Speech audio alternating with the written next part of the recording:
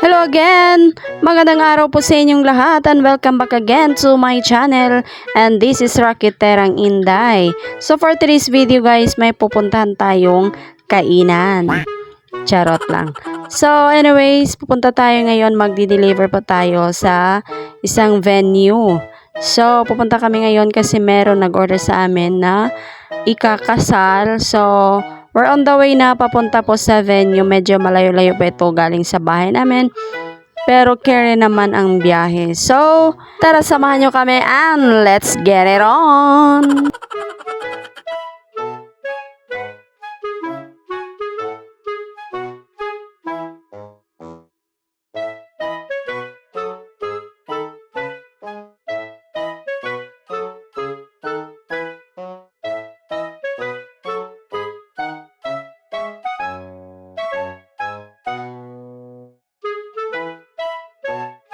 And andito na tayo ngayon sa kanilang entrada. Yes, andito na nga tayo ngayon sa Nelsas Agritourism Park. Yes, meron din po sila ditong swimming pool, meron silang venue, meron silang basta marami silang kung ano-ano dito. So, samahan nyo na ako guys and let's rock and roll!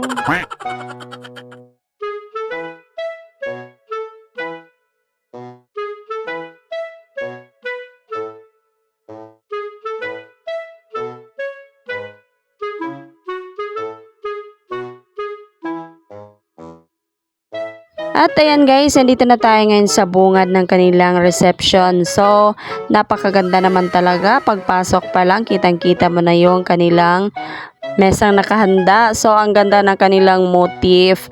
Pink na pink. Napaka-lovely naman talaga ng mga nakaisip ng ganitong motif. At syempre, ingit na ingit na naman itong lola nyo. Kasi naman hindi ko naman talaga naranasan yung ganitong uri ng kasal. Yung bang pabongga-bongga, yung may pagganitong pa effect. Pero ay hayaan nyo na at least nakasal ako, diba? At syempre, mukhang happy naman ang married life ko. Ay, hindi sure. So well, anyway, ang nag-order nga pala sa akin nito ngayon ay ang event organizer. Siguro may package na ito sa kanila. So, siya na ang nagpabook sa akin at ina-deliver ko naman ng maayos. So, malayo pa lang, nagpabook na siya sa akin noong April pa lang ito. Muntik ko na nga po nakalimutan. Talagang may memory loss na talaga ang lola nyo. Buti na lang nag-remind siya sa akin 3 days before the event. Kung hindi, naku patay. Mapapahiya na naman ako at mawalan ako ng customer. So dito nga hindi nga nagpaawat itong asawa ko. Talagang sinubukan niya talagang umupo dyan sa upuan ng mga bride and groom. Parang may plano atang magpakasal ulit. Naku po. At ayan na nga, dito ako naglibot-libot muna ako sa kanilang mesa. So tinitingnan ko itong kung ano ba yung mga nakalagay sa kanilang mesa. At dito ako napatutok. Meron palang principal sponsor. Sabi ko, meron din kayang teacher sponsor. Charot lang. So nagpasumangil ra gyud mi diri og video. Pero nagtaga dai mi og sampiton me. Pero wala man dai mi ilis. So mo nang taman na gyud mi diri magpa picture.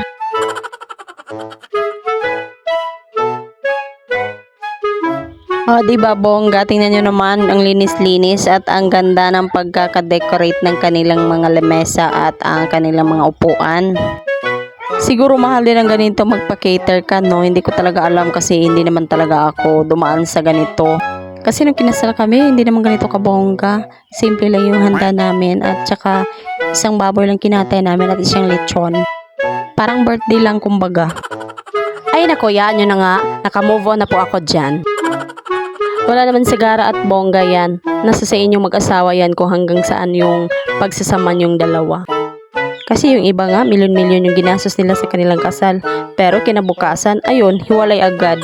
Kaya kayong may bala kayong magpakasal dyan. Nako, isipin nyo 1 million times kung maaari para wala kayong pagsisisihan sa huli. Mahal pa naman ang annulment at divorce ngayon. Sayang pera. Well anyway, itutur ko muna kayo dito sa kanilang munting playground. Well, dito sa Nelsas, meron sila ditong event place. So, pwede kayo dito magpakasal, magpabinyag, mag-birthday party, dibo, kahit anong meron sa inyo. Pwede nyo ditong i-held at meron din sila ditong mga rooms for rent. Pwede kayo dito mag-overnight. Meron din sila ditong pool, pwede kayo dito mag-swimming. Ang kagandahan nito sa Nelsas ay napakaganda ng kanilang lugar. Malawak yung paligid, malinis, maganda yung ambience. Affordable lamang po dito at higit sa lahat, malayo sa mga marites kasi napakatahimik ng lugar. Marami din silang pagkain dito so pwede ka magpaluto sa kanilang mga staff. So hindi ka magugutom dito kung wala kang baon. O siya, tama na nga, kayo na nga lang pumunta dito para naman ma-experience nyo ang ganda ng lugar.